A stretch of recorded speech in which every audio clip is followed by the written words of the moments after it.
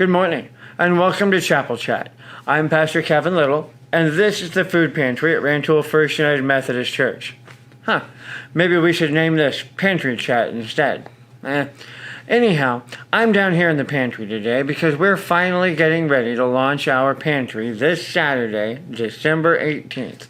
For the first time, we'll begin feeding people out of this room. So I wanted to take a minute to talk about why this is so important for our church. Feeding those who are struggling, for whatever reason, is a common theme in the Bible.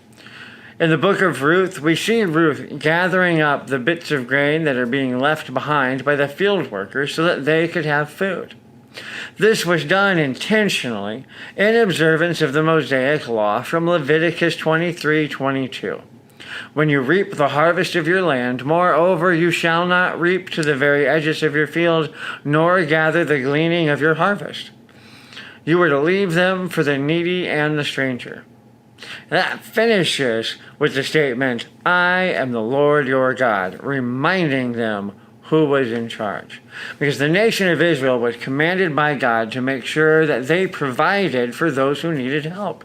People passing through, and even foreigners who didn't have enough either. God instructed them to look out for everyone. Of course, another familiar example is Jesus feeding the crowds of 5,000 and 4,000 men. The disciples wanted to send the people off to find their own lunch, understandably, because they couldn't afford to feed that entire crowd.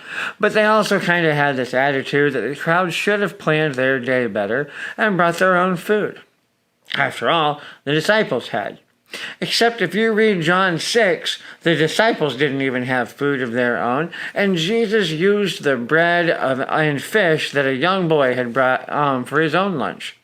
Rather than expect everyone to just suck it up and go hungry, or provide for themselves, or even just learn a lesson about better planning, Jesus takes the time to feed everyone, making a strong point that still resonates today. Whether we know why someone needs food or agree with whatever choices we do know about doesn't matter. We're called to provide to those in need. In fact, it is one of the final things that Jesus instructed Peter to do. In John chapter 21, depending on what translation you use, Jesus tells Peter that if he loves Jesus, Peter will feed his sheep. This is commonly understood as leading the church and making sure that people learn about Jesus, but as you see in the early chapters of Acts, it is also applied in a literal sense. The church is called to feed people both spiritually and physically. As a continuation of the Old Testament law that Israel was given, we are expected to provide for those who need help to the best of our ability, and this food pantry is a great step in continuing that tradition.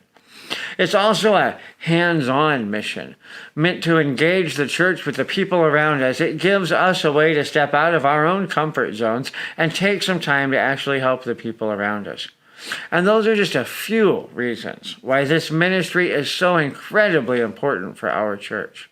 We're continuing thousands of years of tradition and applying the instructions handed down directly from God to our walk with Jesus, just like he would have wanted. And that is a great thing. Thanks for joining me for another Chapel Chat. I'll see you here again next week. Have a great week.